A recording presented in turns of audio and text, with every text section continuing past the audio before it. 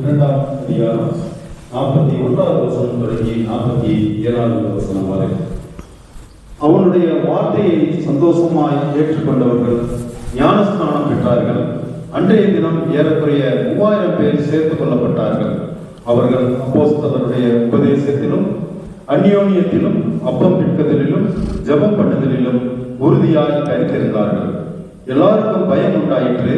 அப்போஸ்தலர்களாலே அநேக அற்புதங்களும் அடையாளங்களும் செய்யப்பட்டது. விசுவாசிகள் எல்லோரும் ஒருமித்திருந்து சகலத்தையும் பொதுவாய் வைத்து அனுபவித்தார்கள். காணியாட்சிகளையும் ஆஸ்திகளையும் விற்று ஒவ்வொருவருக்கும் தேவையானதற்கு தக்கதாக அவைகளில் எல்லோருக்கும் பகிர்ந்து கொடுத்தார்கள். அவர்கள் ஒருமனப்பட்டவர்களாய் தேவாலயத்திலே அனுதினமும் தரித்திருந்து வீடுகள் தோறும் அப்பம் பிட்டு மகிழ்ச்சியோடும் கபடமில்லாத இருதயத்தோடும் போஜனம் பண்ணி தேவனை துதித்து ஜனங்கள் எல்லோரிடத்திலும் தயவு பெற்றிருந்தார்கள். ரட்சிக்கப்படுகிறவர்களை கர்த்தர் அனுதினமும் சபையிலே சேர்த்து கொண்டு வந்தார் என்பதே கொடுக்கப்பட்ட வேத பாடம் வாசிக்க முடிந்தாயிற்று. கிறிஸ்துவே மகிமை உண்டாவதாக. ஆமென்.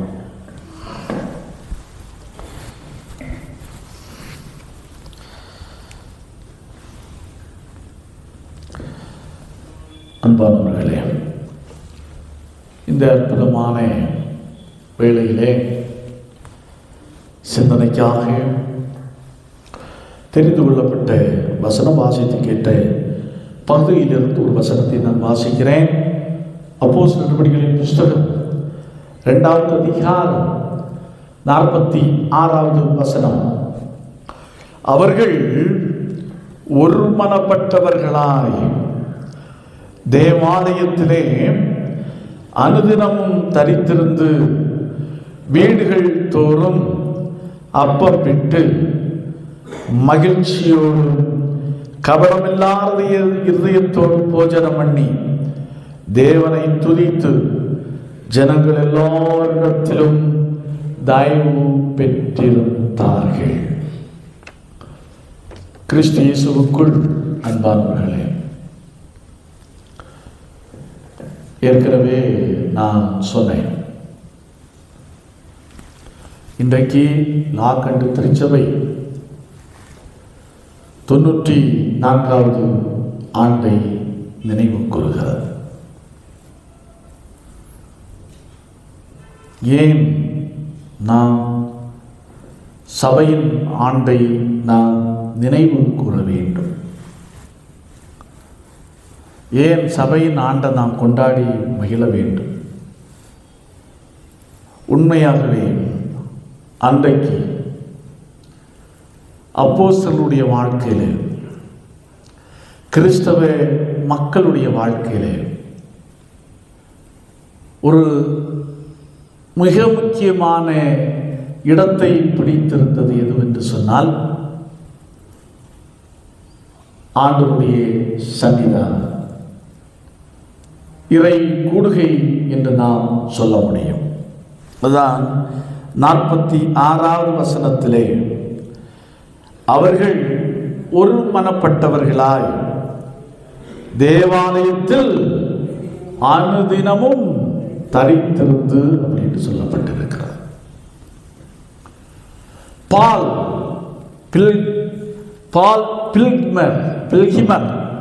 பில்கிமன் என்பவர் மிக அருமையாக சொல்கிறார். என்ன சொல்கிறார் என்று சொன்னால், சபை மாத்திரம் இல்லாதிருந்தால்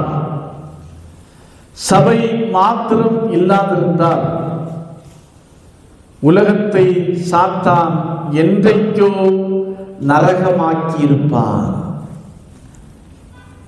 சபை மாத்திரம் இல்லாதிருந்தால் உலகத்தை சாத்தான் என்றைக்கோ நரகமாக்கியிருப்பான் அப்படி என்று சொல்லுகிறார். அப்போது சபை மக்களுடைய வாழ்க்கையின் நடு மையமாக இருக்கிறது. நீங்கள் இந்தியாவின் பல பகுதிகளை நீங்கள் எடுத்துக்கொள்ளுங்கள். எந்த பகுதி வளர்ந்திருக்கிறது, வளர்ச்சி அடைந்திருக்கிறது,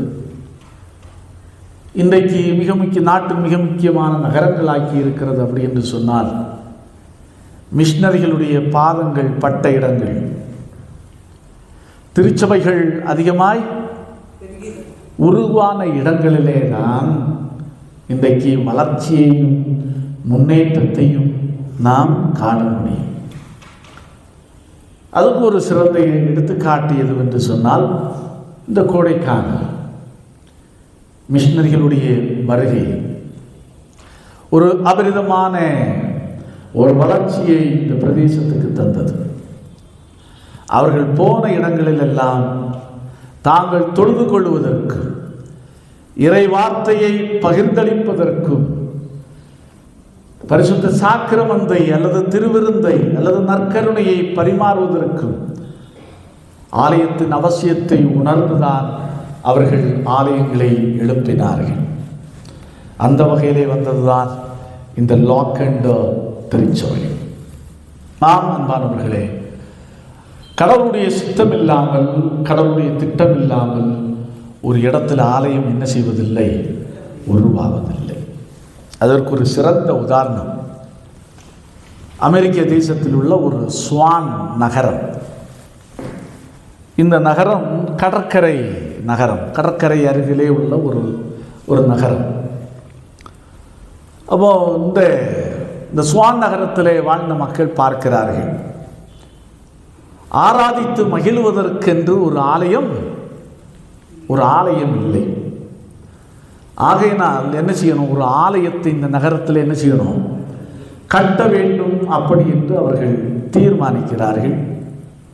தீர்மானித்து ஜெபிக்கிறார்கள்.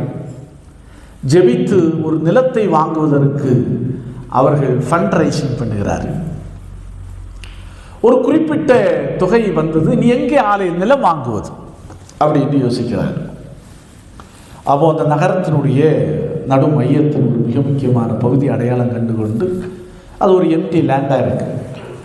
இந்த லேண்டில் ஆலயம் கட்டினா நல்லா இருக்கும், இந்த நிலத்தினுடைய ஓனரை போய் பார்ப்போம் அப்படி என்று சொல்லி அவர்கள் போய் பார்த்தார்கள்.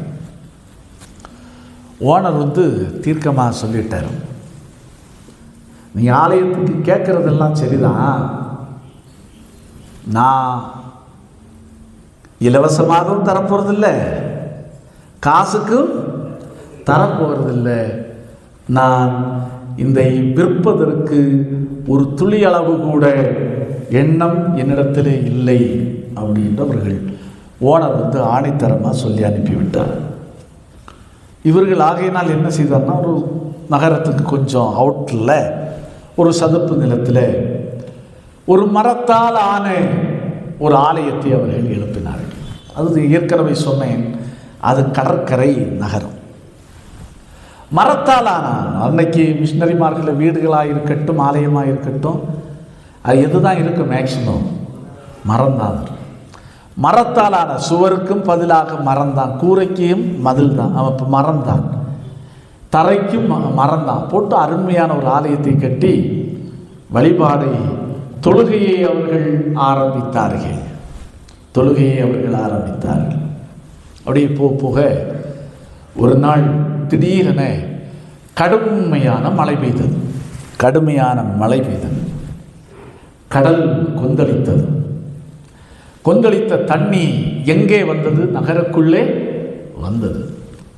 இந்த ஸ்வான் நகரத்திலே அவுட்டரில் கட்டப்பட்டிருந்த ஆலயம் இப்போது எங்கே மிதக்க ஆரம்பித்தது, தண்ணீரில் மிதக்க ஆரம்பித்தது. மரத்தாலான ஆலயம் இப்போது தண்ணீரிலே மிதக்க ஆரம்பித்தது. இப்போ தண்ணீரில் மிதந்து கடைசியில் தண்ணீர் வற்றும்போது இந்த ஆலயம் எங்கே போய் உட்கார்ந்தது என்று சொன்னால், முதல்ல ஒரு லேண்டு கேட்டாங்க பாருங்க, அந்த நிலத்திலே போய் அது உட்கார்ந்துச்சு. அப்போது மக்களுக்கெல்லாம் ஒரே ஆச்சரியம் வேற, இன்னொரு அதிர்ச்சி வேற. இவன் இந்த ஆலயத்தை இங்கே வைக்க இவ்வளவு அனுமதிப்பாரா என்ற ஒரு சந்தேகம். அப்போ நேர திருப்பியும் 2வது முறை நிலத்தினுடைய சொந்தக்காரரிடத்திலே போனார்கள். சொந்தக்காரரிடத்திலே சென்றவர்கள், ஐயா இப்படி தெரியும் உங்களுக்கு, எதிர்பாராத மழை, எதிர்பாராத கடல் தண்ணியினால அந்த ஆலயம் இப்போது உங்கள் இதில் தான் இருக்குது, என்ன சொல்லுகிறீர்கள் அப்படின்னு கேட்டபோது அந்த ஓனர் சொன்ன காரியம், இந்த நிலத்திற்கென்று எனக்கு ஒரு திட்டம் இருந்தது, ஆனால் கடவுள் ஒரு திட்டம் வைத்திருந்திருக்கிறார், ஆகையினால் அந்த ஆலயம் அங்கேயே இருக்கட்டும் அப்படி என்று சொன்னார். அப்பதான் கடவுள் சித்தம் இல்லாமல், கடவுளுடைய திட்டம் இல்லாமல் ஒரு இடத்துல ஆலயம் என்ன செய்வதில்லை, உருவாவதில்லை. கடவுள் முன் குறித்தால் முன் குறித்ததுதான். சவால்கள் வரக்கூடும், பிரச்சனைகள் சில நேரத்தில் வரக்கூடும், இடையூறுகள் வரக்கூடும். ஆனால் ஆண்டவருடைய ஆலயத்தை யாராலுமே எதுவுமே என்ன செய்ய முடியாது, பண்ண முடியாது. ஆகையினால் அன்பானவர்களே, அந்த விதத்திலே, அந்த வகையிலே இந்த லாக்கண்டு பகுந்த கோடைக்கானல் பிரதேசத்தில், இந்த லாக்கண்டில் கடவுள் அருமையான ஒரு ஆலயத்தை நமக்காக என்ன செய்திருக்கிறார், நமக்காக தந்திருக்கிறார். அப்படி என்று சொன்னால் அப்போ நாம் என்ன செய்ய வேண்டும்?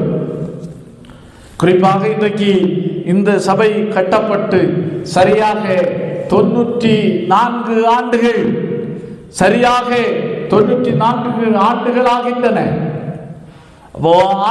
ஆண்டை நினைக்கின்ற நாம், கடவுள் நம்முடைய வாழ்க்கையிலே ஆண்டவருடைய ஆலயத்திலே வந்து ஆராதித்து மகிழ்ந்து ஜெபித்து சென்று கொண்டிருக்கிற நம்முடைய வாழ்க்கையிலே ஆண்டவர் என்ன எதிர்பார்க்கிறார்?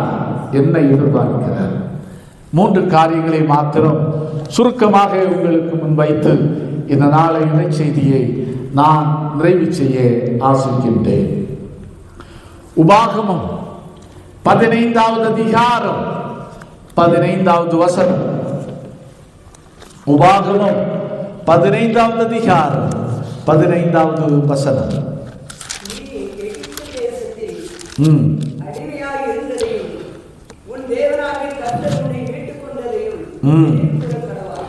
நினைவு கூற கடவாய். எப்படி? நீ எகிப்து தேசத்திலே அடிமையாயிருந்ததையும், எவ்வாறு கடவுள் உன்னை மீட்டு ரட்சித்தார் என்பதையும் நீ என்ன செய்ய கடவாய்? நினைவு கூற கடவாய். கடவுள் நம்முடைய வாழ்க்கையிலே எதிர்பார்க்கின்ற காரியம் அதுதான். நம்மிடத்தில் பொன்னையும் பொருளையும் எதிர்பார்க்கவில்லை. கடவுள் நம்முடைய வாழ்க்கையிலே எதிர்பார்க்கின்ற மிக முக்கியமான காரியம் அவருடைய மகத்தான செயலை நினைவு கூர்ந்து நாம் அவருக்கு நன்றி செலுத்த வேண்டும். கடவுளுடைய செயல்களை நாம் ஒருபோதும் என்ன செய்யக்கூடாது, மறந்து போகக்கூடாது. ஆகையினாலே தான் கடவுள் இதை அதிகமாக விரும்புகிறார். என்னவென்று சொன்னால் என்ன சொல்லுகிறார்? நீ எகிப்து தேசத்தில் அடிமையாக இருந்ததையும், உன் தேவனாகிய கர்த்தர் உன்னை மீட்டு கொண்டதையும் நீ என்ன செய்வாய்? நினைவு கூற கடவாய். அதுதான் யாத்ராகமம் புஸ்தகம் 12வது அதிகாரம் 14வது வசனத்திலே வாசித்து பார்க்கின்ற போது கடவுள் சொல்லுகிறார், அந்த நாள் உங்களுக்கு எந்த நாளா இருக்க கடவுது? நினைவு கூறுதலின் நாளாய் இருக்க கடவுது. அதே போல யாத்ராகமம் புஸ்தகம் 17வது அதிகாரத்திலே இஸ்ரவேலர் அமலேக்கியரோடு உள்ள யுத்தத்திலே வெற்றி பெறுகிறார்கள்.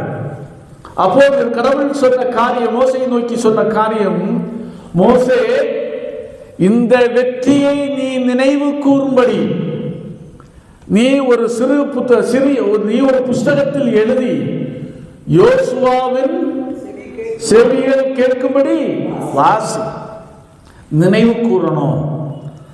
அடுத்த தலைவனுடைய ஸ்தானத்தில் இருக்கிற அடுத்த தலைவர் யோசுவா, அவன் கேட்கும்படி நீ வாசி. நீ வாசிக்கும் போது அவன் மக்களுக்கு எடுத்து என்ன செய்வான்? சொல்லுவான். அது காலாகாலமாக நினைவு கூறப்பட்டு கொண்டே இருக்கும். கடவுள் நினைவு கூற அழைக்கின்றார்.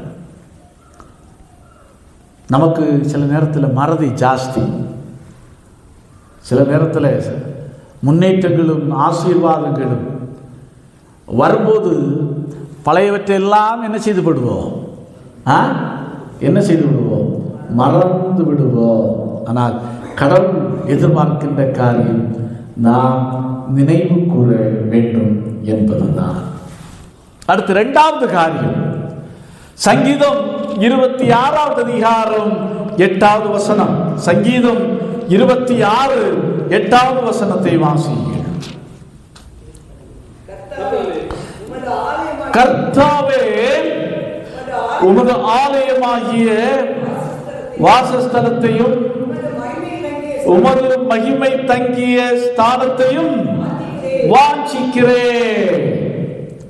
கர்த்தாவே, உமது ஆலயமாகிய வாசஸ்தலத்தையும் உமது மகிமை தங்கிய ஸ்தானத்தையும் என்ன செய்கிறேன்?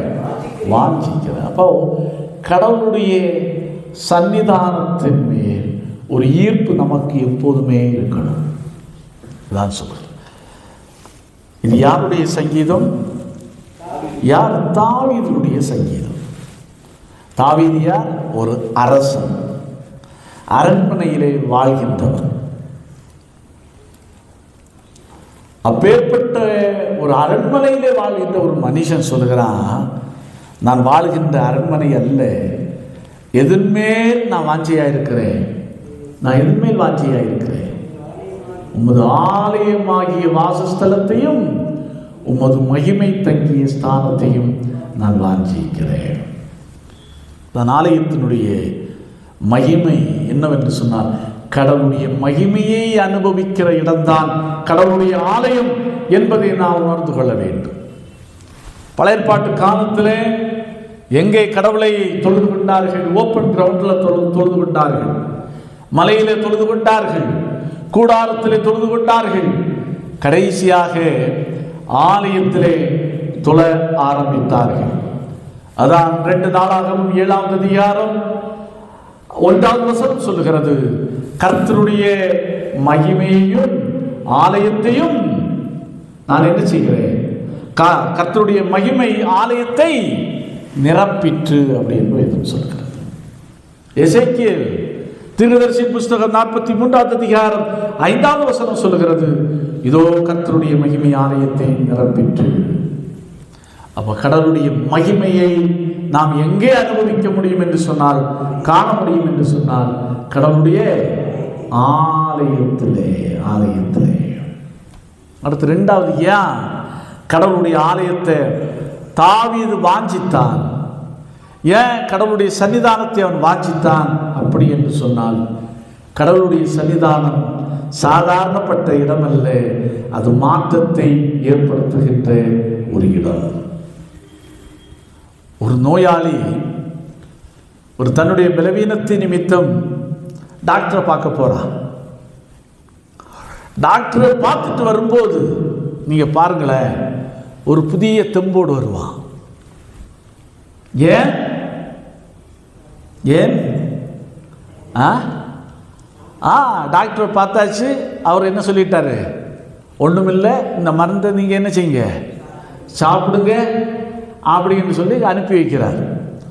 ஐயோன்று புலம்பிட்டு போனவன் நம்பிக்கையோட புது உற்சாகத்தோட அந்த அறையை விட்டு என்ன செய்கிறான்? வெளியே வரான். ஒரு நம்பிக்கையோடு போய் மெடிக்கல் ஸ்டோரில் போய் டேப்லெட்டை வாங்குறான்.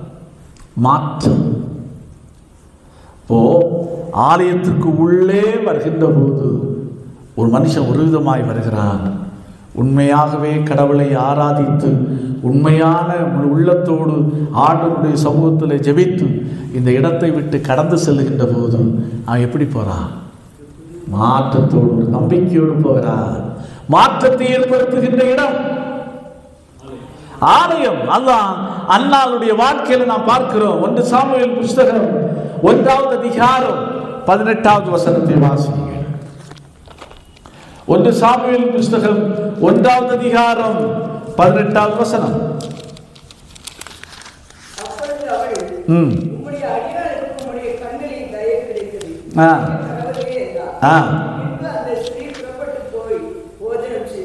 பின்பு அந்த ஸ்திரீ புறப்பட்டு போய் போஜனம் செய்தாள். அப்புறம் அவள் துக்கமுகமாய் இருக்கவில்லை. அப்பொழுதுதான் துக்கமுகமாய் அவள் அதுக்கப்புறம் துக்கமுகமாய் இருக்கவில்லை. ஆலயத்துக்குள்ள வந்த பிற்பாடு ஜெபித்து விட்டு அவள் வெளியே செல்லும் போது, உள்ளே வரும்போது எப்படி வந்தாள்? கண்ணீரோடு வந்தாள், வேதனையோடு வந்தாள். நான் யார் வாழனோ அப்படி என்ற ஒரு நிலையிலே வந்தாள்.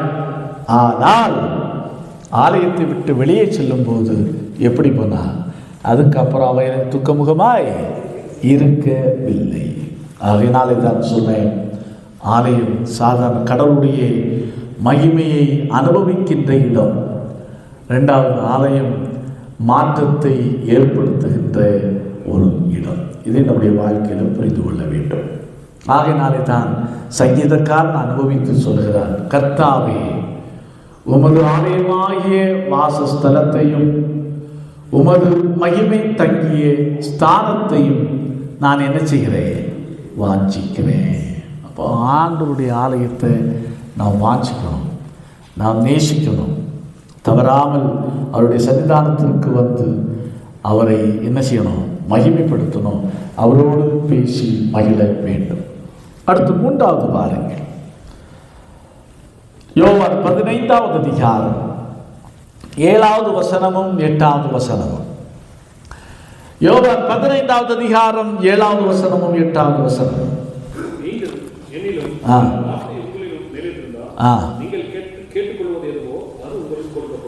நிலைத்திருங்கள். போதும், நிலைத்திருங்கள் என்று சொல்லுகிறார்.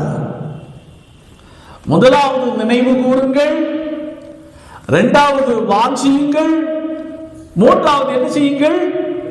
நிலைத்திருப்பது. நிலைத்திருங்கள். எதுல நிலைத்திருக்கணும்? ஆண்டவருடைய வார்த்தையிலே நிலைத்திருக்க வேண்டும். அப்ப வெறுமனே வந்து திரும்பி செல்லுவதல்ல, நாம் கேட்கின்ற சத்திய வார்த்தைகள், அந்த வார்த்தையில நிலைத்திருக்கணும். அது வந்து மிக மிக முக்கியமானது. அதான் பிலிப்பியர் 4வது அதிகாரம் 1வது வசனம் சொல்லுகிறது, கர்த்தருக்குள் நிலைத்திருங்கள். நாம் கர்த்தருக்குள் நிலைத்திருக்க வேண்டும் என்று சொன்னால் எதுல நிலைத்திருக்கணும்? ஆண்டவருடைய வார்த்தையில் நிலைத்திருக்க வேண்டும். ஆண்டவருடைய வார்த்தையில் நிலைத்திருக்க வேண்டும். இன்றைக்கு பாருங்க, ரொம்ப பரிதாபகரமான நிலைமை.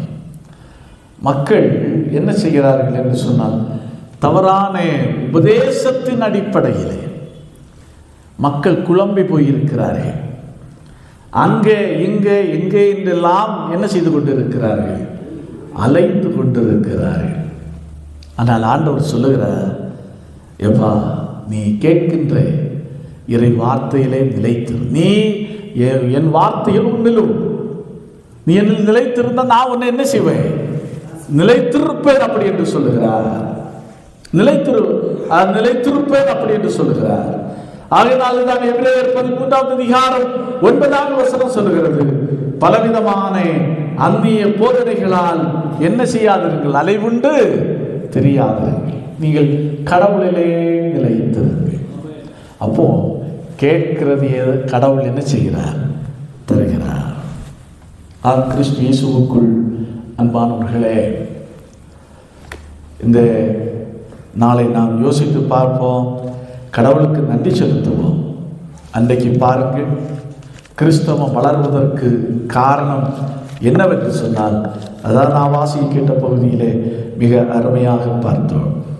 அவர்கள் ஒருமனப்பட்டவர்களாய் தேவாலயத்திலே அனுதினமும் தரித்திருந்து தேவனை துதித்து ஜனங்கள் எல்லாரிடத்திலும் தயவு பெற்றிருந்தார்கள். அன்னைக்கு கிறிஸ்தவர்களும் அப்போஸ்தலர்களும் இந்த ஃபெல்லோஷிப்பில் ஆண்டவருடைய சமூகத்திலே நேரத்தை செலவழித்தார்கள்.